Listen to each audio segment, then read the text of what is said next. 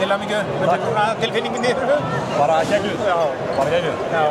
Frábært að standa þessu og einhvern veginn, það er allir búin að vera bara með þá trú að þetta myndi koma í dag. Og bara frábært að ná að klára þetta. Og í jafnum leik að það skorum við sigurmarkið þetta í lokin. Já, það var bara geggjuð. Það klikkaði náttúrulega aðeins undan en það var mjög flott að fá svipa færi bara að bæta fyrir hann. Já. Geggjuð. Það var sætt að innsigla þetta svona. Já, þetta er alltaf bara geggjuð tilfinning og ég meina svona moment sem maður í þessu fyrir. Og ég meina 3-0, þið klárið þetta bara mjög svona samverðandi. Já, með frábært lið og það er allir að leggja eitthvað í púkinn. Og einhvern veginn er bara með þetta það, þegar allir skilja sínu og þá eigum við að taka þetta alltaf leiki.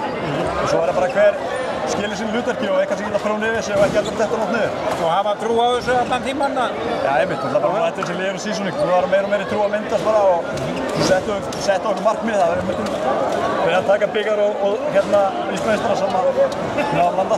Einmitt, þetta er náttúrulega alveg einstök tvenna að ná. Íslands og byggarmeistararnir. Já, bara steinir í klúbbinn líka, voru geðveikir stuðningsmennina hjá okkur. Að fylgja okkur í alla leikina.